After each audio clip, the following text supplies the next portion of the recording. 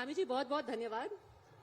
आप हमारे साथ यहाँ टाइम्स नाउ के हमारे समिट में आए और ये स्पेशली आपको धन्यवाद हम पूरे नेटवर्क की तरफ से कहना चाहेंगे। अभी आप चिंतन शिविर से आए हैं, कैंपेनिंग कर रहे हैं, इस सब के बीच में आप हमारे साथ जुड़ रहे हैं। ये क्या मॉडल है जो कि अब नया राजनीति का आप अडॉप्ट कर रहे हैं, जो भाजपा अडॉप्ट कर रही है? बहुत लोग कह रहे हैं कि एक गुजरात मॉडल पूरे देश में रेप्लिकेट हो रहा है कि हर भाजपा के मुख्यमंत्री अब 24/7 हो गए हैं। देखिए, मैं सबसे पहले तो आपका धन्यवाद करता हूं कि आप सब लोगों ने हमें यहाँ बुलाया और सबके सामने मिलने का अवसर प्रदान किया, अपनी बात करने का अवसर प्रदान किया। मैं आप सबका आभारी हूँ, आप सबका धन्यवाद। और जहाँ चिंतन शिविर की बात आपने करी, चिंतन शिविर माननीय प्रधानमंत्री जी जब गुजरात के मुख्यमंत्री थे उस समय से उन्होंने प्रारंभ किया था। और अब चूंकि चिंतन शिविर में हर राज्य का अपना एजेंडा होता है, हमारे राज्य का एजेंडा है कि 2025 में हमारा राज्य 25 साल का होगा और 25 साल के लिए हम क्या क्या रोड मैप बना सकते हैं, कैसे चीज़ों को सरल कर सकते हैं, पहाड़ जैसी भौगोलिक परिस्थितियों में कैसे लोगों के लिए आसान पहुंच बना सकते हैं, आसान उनके लिए रास्ता बना सकते हैं, कैसे उनकी समस्याओं का आसान हल कर सकते हैं। और एक रोड मैप अगले 3 सालों का, 5 सालों का, 10 सालों का उत्तराखंड का क्या होगा, इस पर हमने विशेष रूप से चर्चा करी है। और बहुत सकारात्मक ये हमारा पूरा चिंतन शिविर रहा है। इसके माध्यम से जहां आज हमने प्रदेश की जो आला ब्यूरोक्रेसी थी उनके साथ और जिलों के जितने हमारे मजिस्ट्रेट, डीएम, उन सबको बुलाया था। अब ये जो काम हमने यहाँ ऊपर से शुरू किया है, एक जो मॉडल है, एक रोड मैप है, वो नीचे तक जाए और ये काम हमारे जिलों में भी शुरू हो। जिलों के बाद हमारे ये काम तहसील स्तर पर हो, ग्राम सभा स्तर पर हो, जिससे कि आने वाले समय में हमारे यहाँ पर बहुत सारी प्राकृतिक संपदाएं हैं, उन प्राकृतिक संपदाओं का हम ठीक प्रकार से उसका उपयोग कर पाएं, ठीक प्रकार से लाभ उठा पाएं और आने वाले समय में हम हिंदुस्तान के श्रेष्ठ राज्यों में शामिल हो पाएं। और माननीय प्रधानमंत्री जी ने बाबा केदार की भूमि में 5 नवंबर 2021 को उन्होंने कहा था कि ये आने वाला दशक 21वीं सदी का तीसरा दशक उत्तराखंड का दशक होगा। तो उनकी भी विशेष जो हमसे अपेक्षा है उसके अनुरूप हम सब लोग कार्य कर पाए, इसलिए पूरी मशीनरी के साथ हम लोग बैठे थे। सर, ये जो क्योंकि हम लोग डिस्कस कर रहे हैं India as a bright spot in democracy, Uttarakhand से मैं खुद बिलोंग करती हूँ, हमारे ऑडियंस में कई लोग हैं जो उत्तराखंड से हैं। बहुत कड़ी संघर्ष के बाद उत्तराखंड मिला है उत्तराखंड के लोगों को। अब जबकि 25 साल हो गए हैं और आप चिंतन शिविर कर रहे हैं, अगले 5 सालों का, अगले 25 सालों का क्या वो रोड मैप है? जो 3 चीजें आपने डिसाइड की हैं, क्योंकि अभी तक जो वहां के युवा हैं उनके लाजमी 3 चीजें रहती हैं जिसको वो लुक फॉरवर्ड करते हैं, या तो आर्मी, या टूरिज्म, देवभूमि है, या तो रिलीजियस टूरिज्म या आपका प्राकृतिक टूरिज्म की वजह से, या फिर आप जो है वहां पर एकेडमिक्स में चले जाए, प्रोफेसर्स एक्सेट्रा। उसके आगे क्या उत्तराखंड के लोगों को अगले 25 साल में आप देंगे? देखिए, सबसे पहले तो मैं बताऊं कि अभी उत्तराखंड 22 साल का हुआ है। अभी हमने 22वां स्थापना दिवस अपना मनाया है। 22 साल उत्तराखंड के पूरे हो गए हैं और 25 साल जब पूरे होंगे उस समय के लिए हमने बहुत सारी योजनाएं बनाई हैं कि हम हर सेक्टर में, हर डिपार्टमेंट हमारा कोई ना कोई अपनी बेस्ट प्रैक्टिस दे, जिसके आधार पर पलायन रुकना चाहिए। हमारे माइग्रेशन पलायन बहुत बड़ी समस्या है और पलायन तभी रुकेगा जब रोजगार आएगा।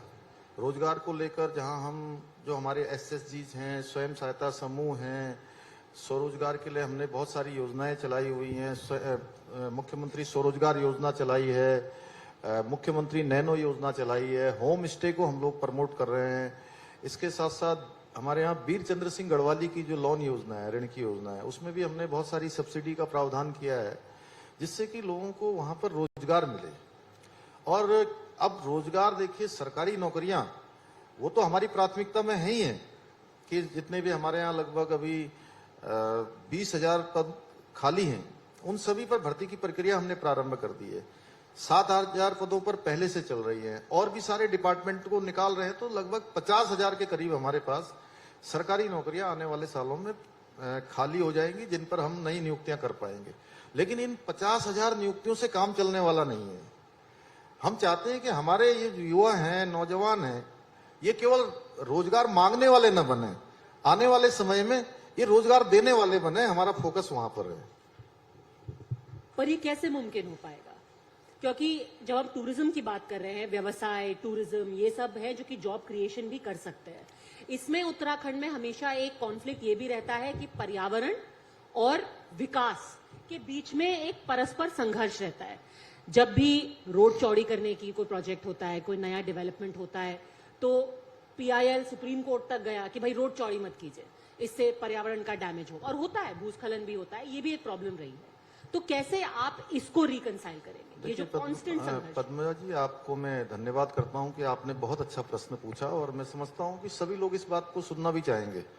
देखिए, जब डेवलपमेंट होता है तो थोड़ी बहुत परेशानी तो हम सब लोगों को होती है और उसके कारण से कुछ दिक्कतों का सामना करना पड़ता है। लेकिन अंततः आज देखिए आप कि ऑल वेदर 4 धाम रोडें बनी हैं। एक जमाना था कि बद्रीनाथ पहुंचने में, ऋषिकेश से बद्रीनाथ जब हम पहुंचते थे तो 2 दिन 3 दिन लगते थे।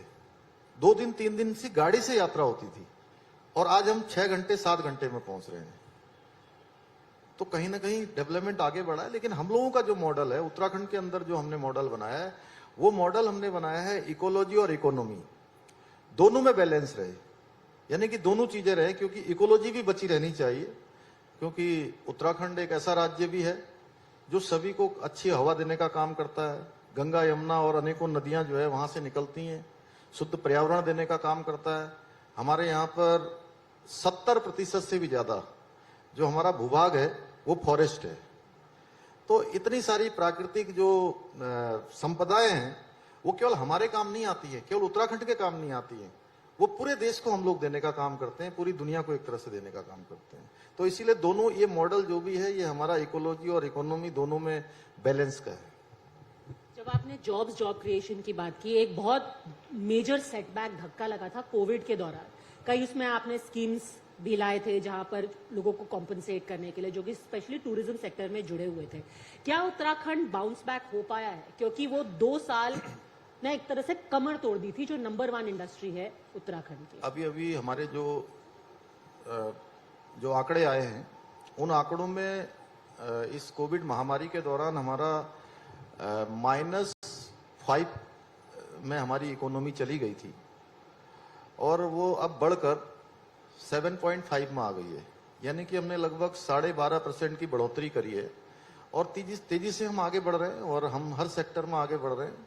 और जो लोग इस महामारी के दौरान पूरे देश भर से जो बेरोजगार हुए थे, वो बेरोजगारी अपनी नौकरी छोड़कर आए थे देश प्रदेशों में। कोई कहीं काम करता था, कोई कहीं काम करता था। हमने उस समय मुख्यमंत्री स्वरोजगार योजना चलाई थी और उसका परिणाम ये हुआ कि बहुत सारे, कम से कम लाखों लोगों को सीधे सीधे रोजगार से जुड़ने का भी अवसर वहां पर मिला है, अपना रोजगार कर रहे हैं। एक थी महामारी, दूसरी प्रॉब्लम उत्तराखंड के साथ है जो प्राकृतिक आपदा आती रहती है। इसके लिए आपका लॉन्ग टर्म सोल्यूशन क्या है? कोई ऐसी टेक्नोलॉजी है जिसपे ऊपर आप काम कर रहे हैं कि इससे जो लॉस ऑफ लाइफ होता है उसको रोका जा सके, एक परमानेंट सोल्यूशन? देखिए, इसके लिए हम एक वहां पर डिजास्टर मैनेजमेंट का एक बड़ा अनुसंधान का केंद्र हम लोग वहां पर बनाने पर विचार कर रहे हैं, जिससे कि आपदाओं को हम रोक तो नहीं सकते, लेकिन आपदाओं का जो होने वाला नुकसान है उसको कम कर सकते हैं। उसके पूर्वानुमान हमको मिल जाए, पहले जानकारी मिल जाए। और वर्तमान में हमने आपदा के लिए बहुत तेजी से काम किया। इस बार जितने भी डिजास्टर हमारे यहाँ पर आए, उस पर तेजी से हमारे डिजास्टर मैनेजमेंट ने काम किया, हमारे जिले के सारे ऑफिसरों ने काम किया और मैं स्वयं भी सभी जगह पर स्वयं मॉनिटरिंग करता रहा। और आपदा के समय में हमने लोगों की सुविधाओं के लिए उनको त्वरित रूप से उपचार मिले, त्वरित रूप से उनको अच्छे अस्पतालों तक ले जाया जाए, जो लोग फंसे हैं उनको निकाला जाए। जहां समय समय पर हमको सेना की भी मदद मिलती है, लेकिन उत्तराखंड सरकार ने भी, हमने अपनी तरफ से 2 हेलीकॉप्टर भी, एक गौचर में परमानेंट रूप से चमोली जिले में और एक पिथौरागढ़ के धारचूला में, सीमांत क्षेत्र में, अक्टूबर तक हम हेलीकॉप्टर की भी सेवाएं देते हैं।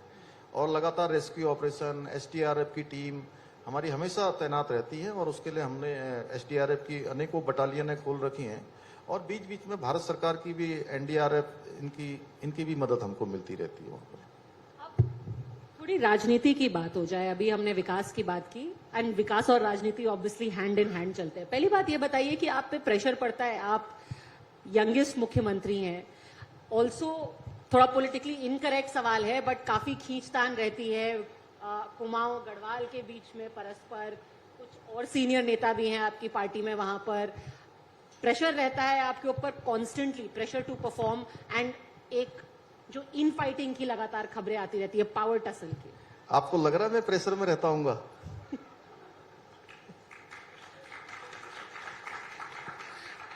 ये आपने जवाब गोलमोल कर दिया, फिर भी मतलब खबर रोज पढ़ते हैं तो कुछ तो आपने कहा कि मैं कैसे डील करते हैं? देखिए, मैं सबसे पहले तो अपनी पार्टी का, माननीय प्रधानमंत्री जी का धन्यवाद करता हूं और हमारी पार्टी के राष्ट्रीय अध्यक्ष जी का, हमारे गृह मंत्री जी का और केंद्रीय जो हमारा नेतृत्व है, उन सभी का मैं धन्यवाद करता हूं कि उन्होंने एक सामान्य से कार्यकर्ता को, एक सामान्य परिवार में पैदा हुए एक सैनिक के बेटे को उन्होंने सीधे मुख्य सेवक की जिम्मेदारी दी।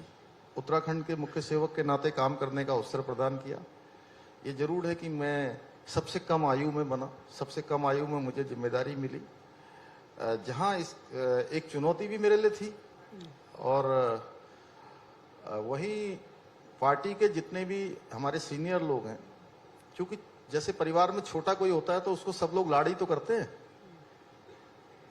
लाड़ करते हैं ना, तो वैसे ही जो है सारे लोग मुझे भी लाड़ करते हैं कोई नहीं, छोटी मोटी बातें चलती रहती। अच्छा, क्योंकि जब आपका चुनाव लड़ा गया था तो वो डबल इंजन की सरकार के स्लोगन पर लड़ा गया था। एक एडिशनल रिस्पॉन्सिबिलिटी वो भी है क्योंकि जो सक्सेसेस होंगी उसके साथ साथ अगर कभी स्लिप अप होता है तो लोग सवाल ये भी पूछेंगे कि भाई पुष्कर धामी जिसको सवाल पूछेंगे ये भी पूछेंगे कि भाई नरेंद्र मोदी जी आपने बोला था कि डबल इंजन की सरकार को वोट दो, तो वो भी एक एडिशनल रिस्पॉन्सिबिलिटी है आपके ऊपर। देखिए, लोग देख रहे हैं कि डबल इंजन का क्या फायदा है। डबल इंजन का फायदा मैं गिनाता हूं आपको। देखिए, डबल इंजन का फायदा है कि अभी एक पहले वाले प्रश्न में मैं आपका पूरा जवाब नहीं दे पाया था, जिसमें आपने कहा था कि कोर्ट भी बीच में आ जाता है, लोग माननीय न्यायालय में चले जाते हैं। चार धाम जो ऑल वेदर रोडें बनी हैं उसको लेकर लोग माननीय न्यायालय में गए। हमने सरकार उसके मजबूती से खड़ी हुई कि ये निर्माण कार्य होना चाहिए। आज ऑल वेदर चार धाम रोडें बनकर तैयार हो गई हैं। लोगों के लिए, पूरे देश दुनिया के लोगों के लिए चार धामों की यात्रा करना बहुत आसान हो गया, बहुत सुगम हो गया, बहुत सरल हो गया। ये डबल इंजन है। डबल इंजन का मतलब है कि केदारनाथ में 2013 में भयंकर आपदा आ गई थी, पूरा केदारनाथ तहस नहस हो गया था। आज वहां पर पूरी तरह से नया निर्माण हो गया है, पुनर्निर्माण हो गया है और आदि गुरु शंकराचार्य जी की समाधि से लेकर अनेकों काम भव्य और दिव्य केदार बन गया है। ये डबल इंजन का है। डबल इंजन का मतलब है बद्रीनाथ में मास्टर प्लान पर काम शुरू हो गया है। डबल इंजन का मतलब है जो हमारे सिखों का बहुत बड़ा धार्मिक स्थल हेमकुंड साहब, जहां की यात्रा 16 किलोमीटर की कठिन यात्रा 2 दिन 3 दिन 4 दिन लगते थे। जो बुजुर्ग लोग, जो हमारे हेल्थ जिनकी फिट नहीं होती है, उनको बहुत कठिनाई उस यात्रा में होती थी। वहां आज आने वाले समय में लिफ्ट की योजना बन गई है, माननीय प्रधानमंत्री जी ने उसका शिलान्यास कर दिया। ये डबल इंजन का है, यह भी डबल इंजन है। डबल इंजन यह भी है, गौरीकुंड से केदारनाथ जाने के लिए वह भी केबल कार की व्यवस्था होने जा रही है, यह डबल इंजन है। डबल इंजन का मतलब है ऋषिकेश में एम्स चालू हो जाना। डबल इंजन का मतलब है उत्तराखंड में ही दूसरा एम्स कुमाऊं रीजन के लिए भी स्वीकृत हो जाना, यह डबल इंजन है। डबल इंजन का मतलब है देहरादून का हवाई अड्डे का विस्तार हो जाना। डबल इंजन का मतलब है आने वाले समय में आप देहरादून से दिल्ली की यात्रा या दिल्ली से देहरादून की यात्रा ऊपर से नहीं करेंगे। ऊपर से मतलब हवाई यात्रा आप रोड से ही जाना पसंद करेंगे, क्योंकि यहां से आप एयरपोर्ट जाएंगी, लगभग 2 घंटे पहले जाना पड़ता है हमको, 2 घंटे पहले जाना पड़ता है। 1 घंटा फ्लाइट का टाइम, 1 घंटा वहां से कहीं जाने का, मतलब सब मिला के 5 घंटे लग जाएंगे। और जो अभी एलिवेटेड रोड बन रही है देहरादून से दिल्ली की, वो जैसे ही तैयार हो जाएगी, आप 2 घंटे में दिल्ली से देहरादून की दूरी तय कर पाएंगी। ये डबल इंजन है, अगर डबल इंजन ना होता तो ये सब ना होता। तो इसलिए डबल इंजन का मतलब लोग समझ रहे हैं। और भी बहुत सारे हैं, एचएमटी की जमीन है, जमरानी बात परियोजना है, लखवाड़ बात परियोजना है, ऐसे अनेकों काम जो रुके हुए थे वो सारे के सारे हो रहे हैं। अगर डबल इंजन ना होता तो ये संभव ना होता। इसलिए लोग जानते हैं डबल इंजन का फायदा, और हम लोग डबल इंजन को और ज्यादा गति देने का काम करेंगे और मजबूती देने का काम करेंगे। आपने 4 धाम यात्रा की बात की, हाईवे की बात की, इसके बारे में मैं स्पेशली आपसे जानना चाहती हूं क्योंकि प्रधानमंत्री खुद बहुत इन्वेस्टेड है इस प्रोजेक्ट में। हमने देखा है उनको, वहां उन्होंने विजिट भी किया है, उन्होंने इस बात की जिक्र भी किया था कि जब प्राकृतिक आपदा आई थी उसके बाद जिस तरीके की अनदेखी की गई, जिस तरीके से रेस्टोरेशन होना चाहिए था वो नहीं किया गया था। तो जिस तरीके से उसको पूरा रिस्टोर किया गया है, उसको पुनर्स्थापित किया गया है, उसके पीछे क्या सोच थी? आप हमें अंदर की कहानी बताइए कि किस तरीके से उस प्रोजेक्ट को अंडरटेक किया गया और उसके पीछे सिर्फ एक गवर्नमेंटल डिसीजन नहीं था, एक पर्सनल आस्था का भी ये विषय था। देखिए, मैं ये कहूंगा कि माननीय प्रधानमंत्री नरेंद्र मोदी जी, जो स्वयं बहुत बड़े शिव भक्त हैं, और ये मैंने स्वयं उनके साथ जितनी बार भी मैं केदारनाथ की यात्रा में गया हूं तो मैंने देखा है वो कभी भी केदारनाथ की, बाबा केदार की यात्रा पर आते हैं तो मैं समझता हूं कभी वो प्रधानमंत्री के रूप में नहीं आते हैं। वो जब भी आते हैं उस यात्रा में एक भक्त के नाते आते हैं, शिव भक्त के नाते। और 2013 में जब आपदा आई थी उस समय वो गुजरात के मुख्यमंत्री थे, और गुजरात के मुख्यमंत्री रहते हुए उन्होंने उस समय भी जो सरकार थी उत्तराखंड में, उस समय में उन्होंने पेशकश करी थी कि मैं केदारनाथ के पुनर्निर्माण का काम करना चाहता हूं। तो उस समय स्थितियां नहीं बन पाई, लेकिन 2014 में आम चुनाव हुए। बाबा केदार की कृपा से कहिए, भगवान की कृपा से, देश की जनता की कृपा से प्रधानमंत्री मोदी जी प्रधानमंत्री बन गए, और उनके हाथों ही ये काम होना था। मैं इसके पीछे केवल एक ही बात कह सकता हूं कि बाबा अपने भक्तों को ही अवसर देते हैं, इसलिए उन्हीं को अवसर दिया, और उनके नाते आज जो है पूरी देश दुनिया के अंदर बाबा केदार का भव्य और दिव्य प्रांगण बन गया है। पर कांग्रेस तो कहती है कि सबसे बड़े शिव भक्त देश में राहुल जी हैं। वो सभी जानते हैं राहुल जी कौन से वाले भक्त हैं। हम अगर नहीं जानते तो आप ही बता दीजिए, उन्होंने तो यात्रा भी की थी। देखिए, मैं यात्रा के बारे में यही कहूंगा, मैं उनको आजकल देखता हूं, कभी कभी कहीं दिख जाता उनका फोटो, तो दाढ़ी बढ़ा के कोई भी जो है नरेंद्र मोदी नहीं बन जाता है।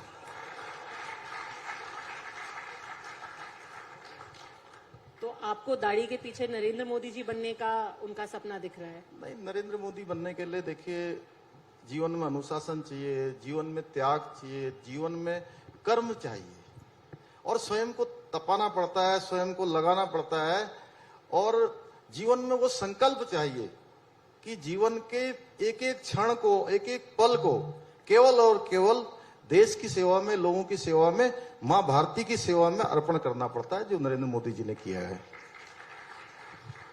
जब आप अपने स्टेट के डेवलपमेंट की बात करते हैं, प्रॉब्लम ये होती है कि जो भी स्टेट पर्यटन के ऊपर डिपेंडेंट होता है अपनी इकोनॉमी के लिए, आपने इकोनॉमी इकोलॉजी के बैलेंस की बात की थी। एक तो बात हो गई कि आप कैसे रोड वगैरह बनाए, दूसरा ये होता है कि at what point do you decide कि ये शहर खराब हो रहा है।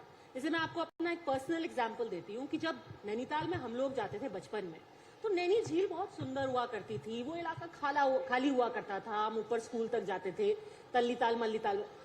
फिर एक ऐसा वक्त आया कि नैनीताल में चलना दूभर हो गया। तो कैसे आप एज मुख्यमंत्री ये इंश्योर करेंगे कि आपका स्टेट का डेवलपमेंट भी हो, टूरिस्ट फुटफॉल भी आए, पर नाश ना हो, जो शहर है और जो टाउन्स है उनका नाश ना हो जाए? देखिए, मैं शुरू में ही मैंने कहा कि हम चाहते हैं कि जो हमारी पौराणिक चीजें हैं वो बनी रहें, जो हमारी पहले से चली आई संपदा है उस पर कोई भी छेड़छाड़ न हो। मैं इस बात को भली भांति महसूस करता हूं और भली भांति अपने कार्य व्यवहार में ला रहा हूं। जहां तक नैनीताल शहर की बात है, वो नैनीताल आज भी दुनिया के सबसे खूबसूरत शहरों में से एक है। लेकिन जिस प्रकार से आबादी का एकदम से बोझ बढ़ा है, जनसंख्या बढ़ी है, उस पर दबाव बढ़ा है और राज्य गठन के बाद तेजी से दबाव बढ़ा है। और अभी हमने आपको मैं बताते हुए मुझे खुशी भी हो रही है कि हमारी सरकार ने एक बड़ा निर्णय लिया है अभी। इन्हीं सब चीजों को देखते कि नैनीताल जैसा खूबसूरत शहर, उसका जो पुराना स्वरूप है वो बना रहे, वहां की सुंदरता कम न हो, बल्कि आने वाले समय में नए तरीके से वो शहर बने। उसके लिए हमने जो एक बहुत बड़ा दबाव होता था नैनीताल हाई कोर्ट का, उस हाई कोर्ट को नैनीताल से शिफ्ट करने का निर्णय लिया है कि हम उसको हाई कोर्ट को जो है हल्द्वानी शिफ्ट करेंगे, जिससे कि आने वाले समय में जो दबाव है उस सरोवर नगरी में, उस पर्यटन की नगरी में, वहां पर न पड़े। लोगों के लिए अच्छा आवागमन हो, उनको पार्किंग का अच्छा स्थान मिले, रहने का अच्छा स्थान मिले, आने वाले जो सैलानी हैं उन सभी को एक अच्छा माहौल मिले, पर्यटन का एक अच्छा वो शहर मिले जिसके लिए वो जाना जाता था। तो उस दिशा में हम काम कर रहे हैं और अभी हाल ही में हमने निर्णय लिया है, बड़ा निर्णय लिया है।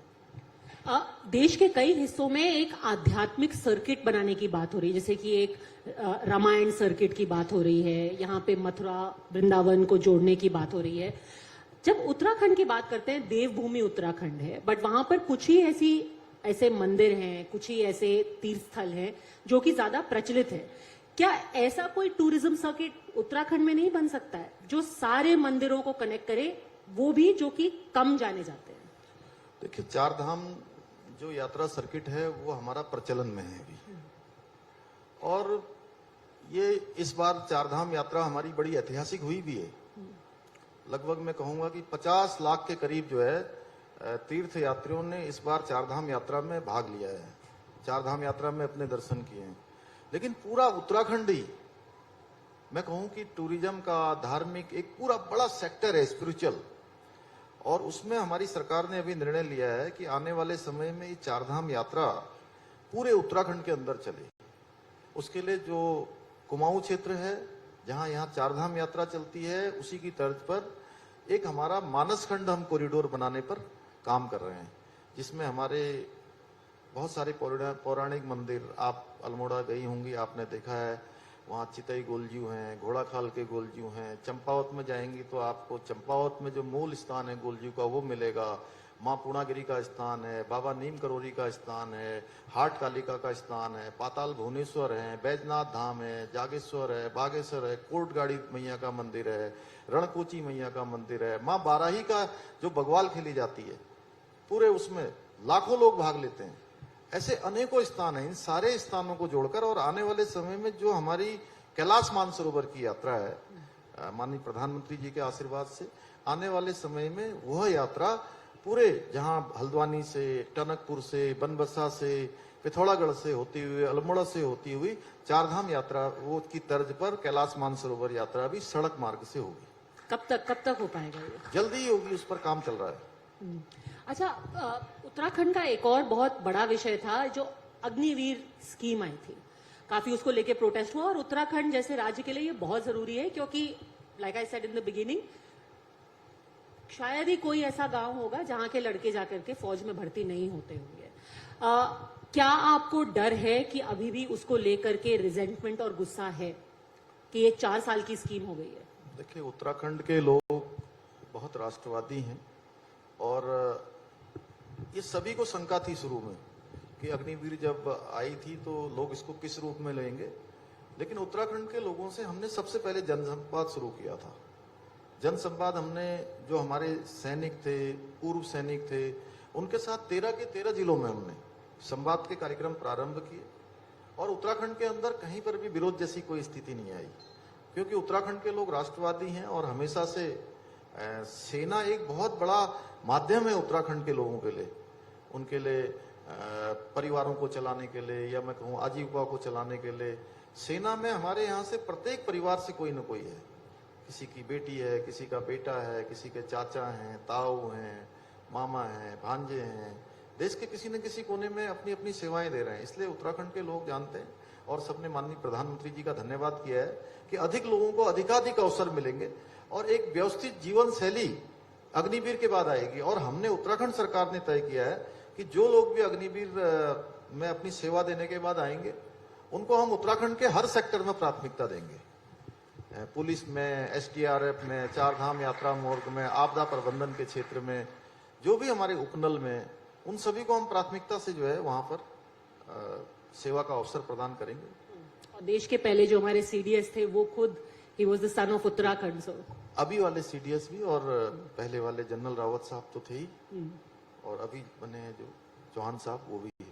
And that just shows the kind of bond that the armed forces have with the state of Uttarakhand. But Uttarakhand has so much going for it. हमेशा एक राज्य रहा है जहां पर सांप्रदायिक भी सद्भाव हमेशा से रहा है। उसके बावजूद उत्तराखंड में यूसीसी जैसी लॉ की और यूसीसी जैसे मुद्दे को उठाने का क्या मतलब है? वहां पे तो कभी ऐसी प्रॉब्लम रही ही नहीं है।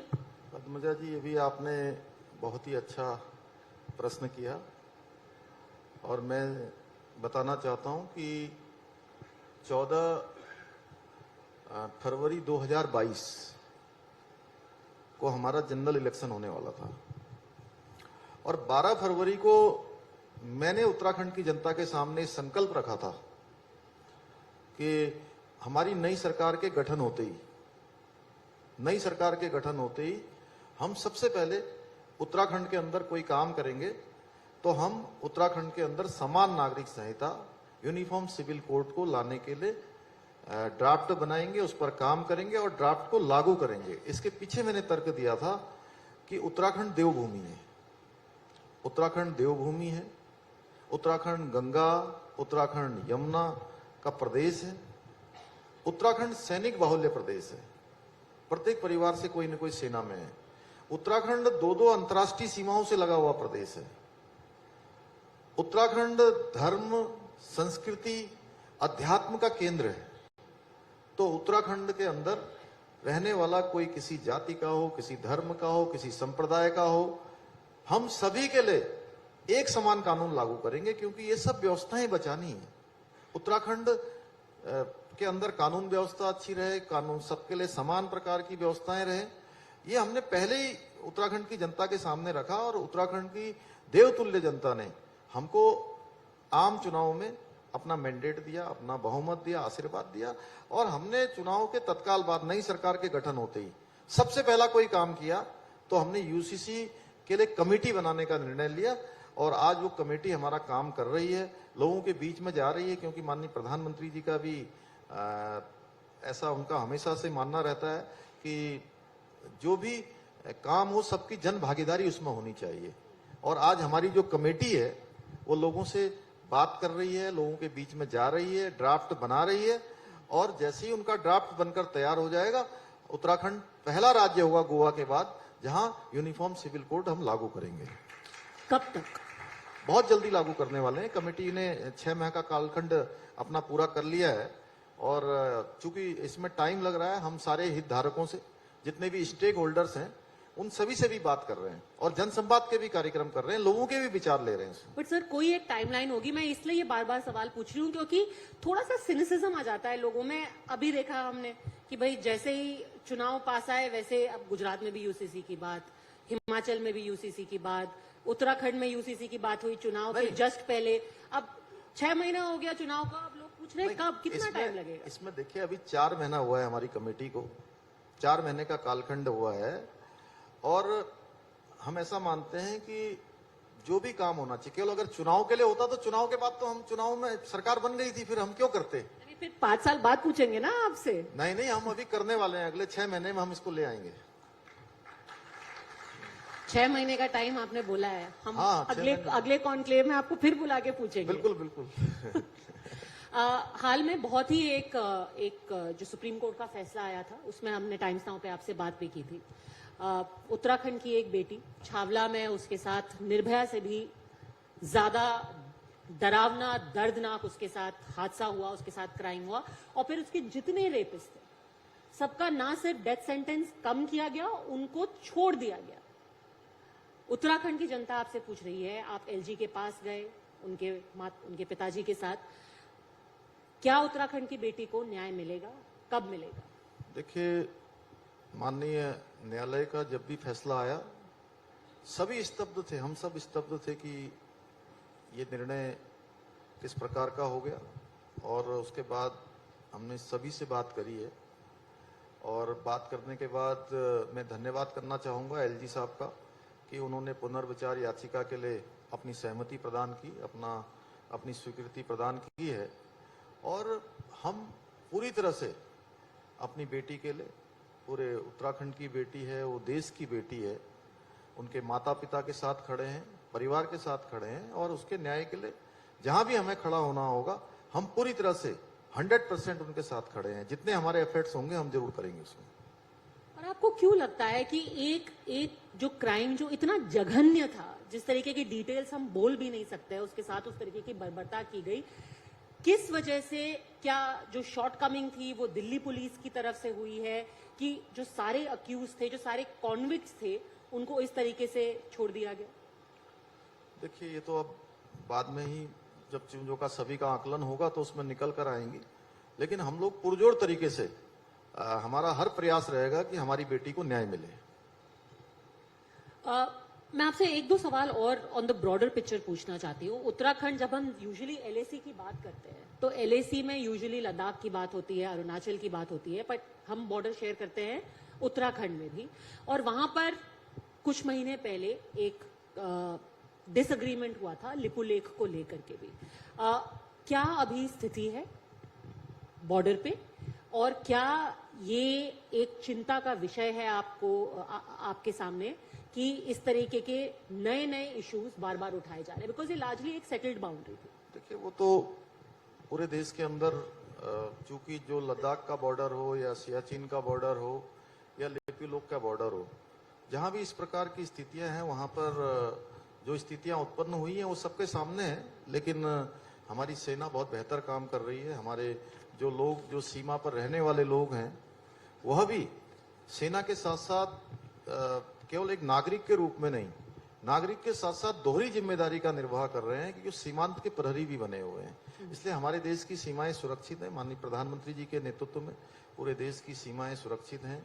देश के सैनिक अपने मोर्चों पर तैनात हैं, उनका मनोबल बढ़ा हुआ है। और लिपुलेख में भी ये स्थिति है। लगातार हमारे वहां पर जो विकास के कार्य हैं, उस वहां तक जाने की योजनाएं हैं, परियोजनाएं हैं, सब पर काम चल रहा है तेजी से। India Nepal border. आखिरी में आपसे पूछूंगी कि आपका, इन एडिशन टू आपने जो कार्यभार आपका है एज चीफ मिनिस्टर, उसके अलावा आपको एक एडिशनल रिस्पॉन्सिबिलिटी दी गई है स्टार कैंपेनर के तौर पे भी। आपके thoughts before I let you go, क्या होने वाला है दिल्ली के चुनाव में? और एमसीडी के चुनाव में बाय द वे मुख्यमंत्री क्यों प्रचार कर रहा है? ये मैं हर मुख्यमंत्री से पूछ रही हूँ कि हाल फिलहाल में हमने बीजेपी से पहले ये नहीं देखा था कि आपके भले से म्यूनिसिपल कॉर्पोरेशन के चुनाव हो या असेंबली के चुनाव हो, कल को पंचायत के चुनाव में भी जाकर के आप प्रचार करने लगेंगे। ये क्या है, क्यों हो रहा है ऐसा? नहीं, ऐसा कुछ नहीं है। ये हमारी, देखिए, पार्टी है जो आज बूथ से नीचे जो पन्ना प्रमुख होते हैं वहां तक हमारी पार्टी चली गई है। दूसरी पार्टियां केवल बूथ तक जानती हैं, और हमारी पार्टी के पन्ना प्रमुख भी बनाए जाते हैं। तो इसलिए ये मुख्यमंत्री के नाते नहीं, मैं मुख्यमंत्री से पहले भारतीय जनता पार्टी का एक सामान्य कार्यकर्ता हूं। उस कार्यकर्ता के नाते जहां पार्टी को जरूरत होगी या जहां पर लगेगा कि पार्टी को मेरी आवश्यकता है, मैं जाऊंगा। और मैं समझता हूं दूसरे जो लोग आ रहे होंगे वह भी पार्टी के कार्यकर्ता के नाते आ रहे हैं। तो क्या आपका प्रेडिक्शन है एमसीडी के लिए? इतना प्रचार कर रहे हैं आप। लोगों ने देखा है, देखिए, जिस प्रकार से यहाँ पर तुष्टीकरण हो रहा है, जिस प्रकार से तमाम बड़े बड़े वायदे किए गए थे, लंबे समय तक लोगों ने ये सब देख लिया है।